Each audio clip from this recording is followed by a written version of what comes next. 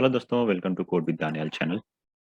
पिछले सेशन में frozen set देख लिया था और एक छोटा सा कॉन्सेप्ट है फ्रोजन सेट। तो मुझे उम्मीद है फ्रोजन सेट समझ में आ गया होगा।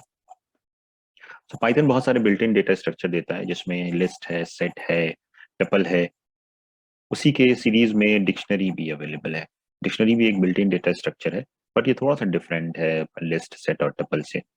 कैसे डिफरेंट है उसको देखते हैं और समझने की कोशिश करते हैं कि डिक्शनरी होता क्या है और उसके कौन कौन से ऑपरेशन हैं जो आप परफॉर्म कर सकते हैं। तो इस वीडियो में डिक्शनरी जानेंगे, डिक्शनरी के बारे में समझेंगे और कुछ उससे रिलेटेड ऑपरेशंस पढ़ेंगे। सो पहला क्वेश्चन है, व्हाट इज डिक्शनरी। तो कुछ पॉइंट्स हैं जिनको जरूर याद रखिएगा। तो पहले मैं इन स्लाइड्स में आपको दिखा दे रहा हूँ वो सारे पॉइंट्स। जैसे पहला पॉइंट है, dictionaries are another mutable data structure. तो डिक्शनरी क्या है? म्यूटेबल डेटा स्ट्रक्चर है। Second point, dictionary is a set of unordered key value pair. तो डिक्शनरी के अंदर जितने भी आप एलिमेंट्स ऐड करेंगे, सबसे पहली चीज वो अनऑर्डर्ड होगा। और एक एलिमेंट बनाने के लिए हमें दो चीजों की जरूरत पड़ती है, एक की होता है और दूसरा value. Each entry in dictionary having two elements, keys and values. और उन कीज और वैल्यूज को हम सेपरेट करने के लिए कोलन यूज करते हैं।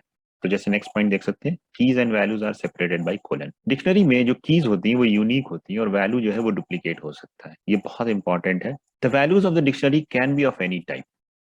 जैसे हमारे पास बहुत सारे डेटा टाइप्स अवेलेबल हैं।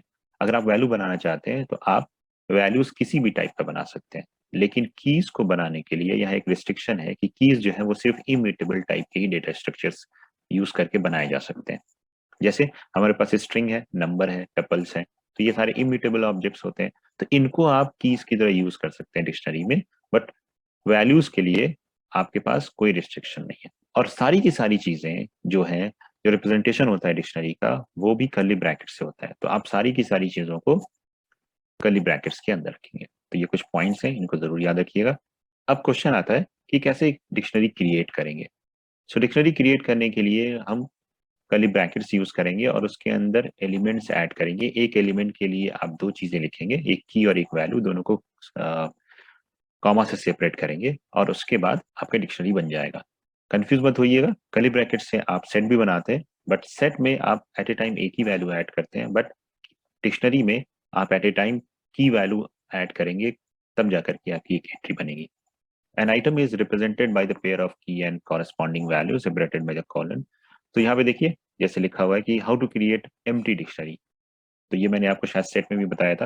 या pair of curly brackets use करेंगे तो आपका एम्प्टी डिक्शनरी बनेगा। और आप चाहे तो डिक्शनरी नाम के मेथड को भी यूज करके बना सकते हैं। चलिए कोड से देख लेते हैं इसको। जैसे मान लीजिए मुझे बनाना है, मेरी डिक्शनरी है माई डिक्शनरी इज इक्वल, और ब्रैकेट में लिख दिया। तो जैसे मैंने कहा कि एक एंट्री के लिए आपको दो चीजें चाहिए, एक की और एक वैल्यू। तो मान लीजिए ये आपकी की है और ये उसके कॉरेस्पॉन्डिंग में वैल्यू है। ठीक है, तो ये एक एंट्री कहलाएगी इसके अंदर।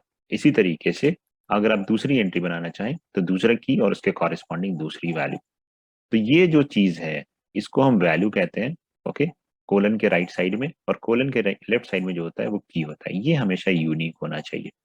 अब इसके टाइप को अगर चेक करना हो तो आप यहाँ पर लिखेंगे print and the type of my dictionary. तो जैसे यहाँ देख सकते हैं कि type of my dictionary is dictionary. तो ये दो चीजों के कॉम्बिनेशन से, एक की और एक वैल्यू। एम्प्टी कैसे बनाएंगे? Simple, pair of curly bracket दे दीजिए तो ये एम्प्टी सेट बनाएगा। देखिए ये भी, तो ये एम्प्टी डिक्शनरी बनाएगा। और ये देखिए ये भी एक डिक्शनरी है। प्रिंट करके चेक कर लीजिए कि ये एम्प्टी है या नहीं है। तो यहाँ लिखेंगे प्रिंट और माई डिक्शनरी, तो इसके अंदर कोई एलिमेंट नहीं है तो ये एम्प्टी दिखा रहा है। इसी चीज को बनाने के लिए आप चाहें तो डिक्शनरी नाम के मेथड को भी यूज कर सकते हैं। तो यहाँ पे दिया हुआ ये बिल्ट इन फंक्शन है, यूज कीजिए और एम्प्टी डिक्शनरी बन जाएगा। फाइन। तो this is the way that we create dictionary. अब एक पॉइंट है उसको याद रखिएगा, dictionary keys are case sensitive. Same name but different case of the key will be treated distinctly. कहने का क्या मतलब है? जैसे मान लीजिए मैं यहाँ पे कोई डिक्शनरी बना रहा हूँ और डिक्शनरी के अंदर मैंने कुछ कीज यूज किए। तो जैसे यहाँ पर मैं की बनाता हूँ स्ट्रिंग टाइप के वैल्यू को, ए और इससे कॉरेस्पॉन्डिंग वैल्यू 1। फिर मैंने एक दूसरी वैल्यू दे दी जो कैपिटल ए है और फिर कोलन ये वैल्यू। तो यहाँ देखिए अगर मैं इसको प्रिंट करूँ तो मुझे दो वैल्यूज मिलेंगे, दो एंट्रीज मिलेंगी इसके अंदर, ए एंड ए। तो केस सेंसिटिव है इसलिए ये पॉसिबल है। क्या अगर आप दोबारा उसी कीज को यूज करिए जो ऑलरेडी अवेलेबल है और उसके साथ आप कोई नई वैल्यू दे दीजिए तो क्या ये ऐड होता है?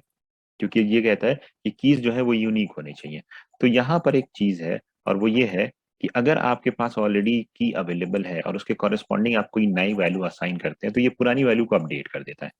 ओके, तो पुरानी वैल्यू जो है 1 थी और नई वैल्यू आपने 4 दिया, तो ये पुरानी वैल्यू को अपडेट करके 4 कर देगा, ये देखिए। लेकिन डुप्लीकेट एंट्री नहीं होगी, डुप्लीकेट कीज नहीं हो सकते हैं। वैल्यूज आप चाहें तो डुप्लीकेट रख सकते हैं, ठीक है। तो केस सेंसिटिव होता है, अनऑर्डर्ड होगा, और इसके अंदर डुप्लीकेट कीज नहीं होंगे। ये कुछ पॉइंट्स है, जरूर याद रखिएगा। तो यहाँ पे जैसे देखिए, मैंने एक एग्जाम्पल लिखा हुआ है कि डिक्शनरी कैसे बनाएंगे। तो डिक्शनरी बनाने की सिचुएशन क्या हो सकती है। तो जैसे मान लीजिए आपको कुछ कीज के कॉरेस्पॉन्डिंग कुछ वैल्यूज को स्टोर करके रखना हो और उसको अपडेट करना हो, जैसे roll number corresponding student name. Okay, ऐसे ही रोल नंबर है और एक स्टूडेंट की डिटेल है, एम्प्लॉई आईडी है और उसके कॉरेस्पॉन्डिंग एम्प्लॉय की डिटेल है, जैसे कंट्री के नेम्स हैं और उसके कॉरेस्पॉन्डिंग कैपिटल्स हैं। तो जैसे यहाँ पे एग्जांपल में देखिए, मैंने लिखा है कैपिटल्स, और यहाँ पे कुछ कैपिटल्स को की वैल्यू के फॉर्म में डिक्शनरी में स्टोर करके रखा है, जैसे India New Delhi, Russia Moscow, USA Washington, and Sri Lanka Colombo, China Beijing, ठीक है। So in Python dictionaries operations like add, update, delete of entries are done by the keys. तो यहाँ पर याद रखिएगा कि डिक्शनरी में हमारे पास इंडेक्सेस तो होते नहीं है।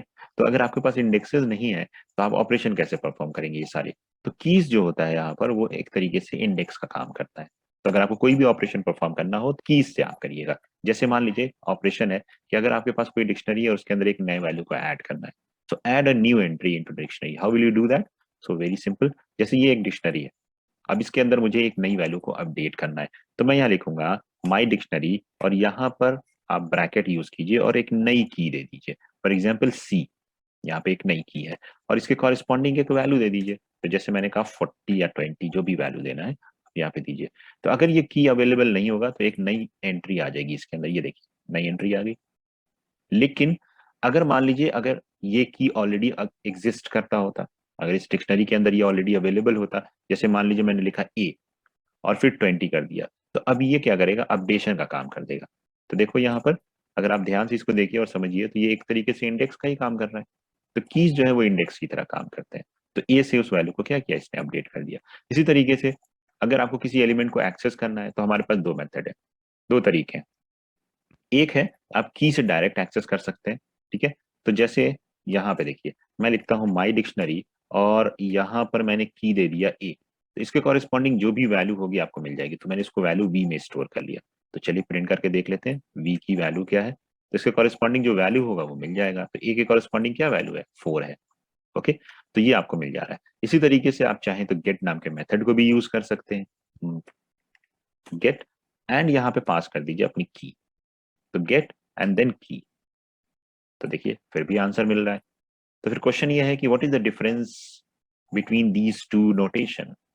अगर आप इन दोनों में फर्क क्या है, तो फर्क ये है कि अगर आपने की के थ्रू एक्सेस करने की कोशिश किया एज ए इंडेक्स, और वो की अगर अवेलेबल नहीं है, फॉर एग्जांपल मैं यहाँ पे डी देता हूँ, तो अगर ध्यान से देखिए तो इस डिक्शनरी में वो डी नहीं है। अगर आप इसको एक्सेस करने की कोशिश करेंगे तो ये आपको एक एरर देता है, दैट इज की एरर, कि वो की अवेलेबल नहीं है। लेकिन अगर आप गेट मेथड यूज करते हैं और अगर वो की अवेलेबल नहीं है, तो ये आपको नन रिटर्न करके देता है। ये देखिए, ये की एरर नहीं देगा, नन देगा।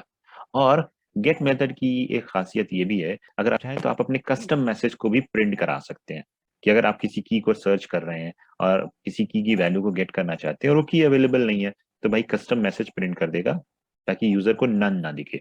जैसे record not found and the key you are looking for, it is not available. So this is as per your requirement, you can print a message. Okay, तो ये जरूर नोट कर लीजिएगा इन दोनों में डिफरेंस। नेक्स्ट मेथड है कि अगर आपको कोई एंट्री डिलीट करना है तो कैसे करेंगे। तो डिलीट करने के लिए हमारे पास मेथड्स हैं पॉप, पॉप आइटम, क्लियर और डीईएल नाम का कमांड। ओके, पॉप और पॉप आइटम कैसे यूज करते हैं। तो पॉप जैसे अभी तक यूज किया वैसे ही यूज करना है आपको, बिल्कुल कोई फर्क नहीं है। यहाँ पे पॉप यूज कीजिए और की बता दीजिए आप किस की के कॉरेस्पॉन्डिंग वैल्यू को पॉप करना चाहते हैं। तो ये वैल्यू क्या करता है, डिलीट भी कर देगा और उसके कॉरेस्पॉन्डिंग वैल्यू को रिटर्न करता है, ध्यान रखिएगा। तो यहाँ देखिए, अगर मैं वी को प्रिंट कराऊं तो मुझे क्या मिलता है कि 4 रिटर्न हो रहा है। और इसके बाद अगर आप डिक्शनरी को प्रिंट कीजिए तो देखिएगा वो आइटम डिलीट हो चुका है। तो यहाँ पे सिर्फ एक वैल्यू बचा हो, एक आइटम है। फाइन। तो पॉप इस तरीके से काम करता है। सेम सिचुएशन यहां पर भी है, एक ऐसे की को आप पास कर दीजिए जो एग्जिस्ट नहीं करता है, तो की एरर मिलेगा। फाइन। नेक्स्ट है पॉप आइटम।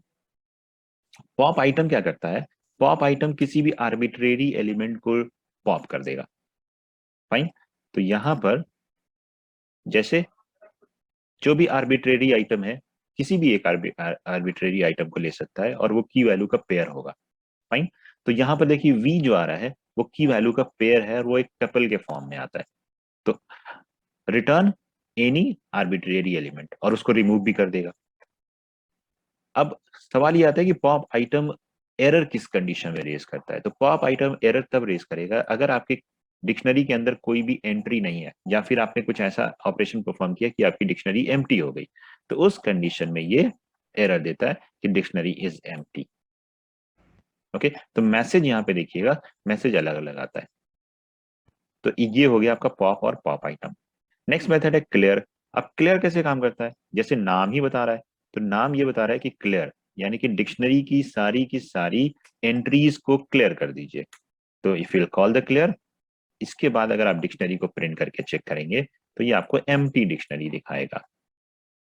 फाइन। तो क्लियर कर दिया।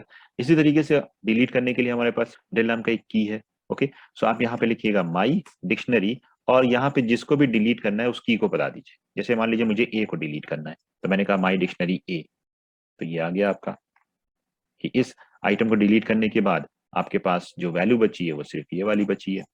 सिमिलरली अगर मान लीजिए एक ऐसे एलिमेंट को दे दिया जो एग्जिस्ट नहीं कर रहा है कि my dictionary and delete this keys element, तो यहाँ पर एरर आ जाएगी। फाइन। और अगर आपको लगता है कि पूरे के पूरे डिक्शनरी को डिलीट करना है, तो आप यहाँ पे कुछ मत बात कीजिए, बस अपनी डिक्शनरी का नाम दे दीजिए, तो आपकी पूरी की पूरी डिक्शनरी डिलीट हो जाएगी। तो ऑब्वियस है ये तो आना ही है एरर, नेम एरर, क्योंकि आपने इसको डिलीट कर दिया है। तो ये आपको देता है कि डिक्शनरी इज नॉट अवेलेबल, सो ये की ही अवेलेबल नहीं है। तो ये कुछ ऑपरेशन है, जैसे डिक्शनरी में एलिमेंट्स को ऐड करना, अपडेट करना, डिलीट करना। तो मुझे उम्मीद है कि ये फंक्शन, ये मेथड और ये ऑपरेशन समझ में आ गए होंगे। स्टिल डाउट है तो कमेंट बॉक्स में लिखिएगा। अगर आप इस चैनल पर नए हैं तो प्लीज चैनल को सब्सक्राइब कीजिए और बेल आइकन जरूर प्रेस कीजिएगा, ताकि आपको लेटेस्ट वीडियोस के नोटिफिकेशंस मिलते रहें। अभी आगे बहुत सारी चीजें पढ़ाऊंगा आगे, इसके बाद मैं आपको कुछ कोडिंग प्रैक्टिस करवाने वाला हूँ। ओके, तो ध्यान से वीडियोस देखते रहिए और सारे फंक्शनैलिटीज पे याद रखिए। So that's all for today session. आज के लिए इतना ही, मिलते हैं नेक्स्ट सेशन में। चलिए, बाय बाय।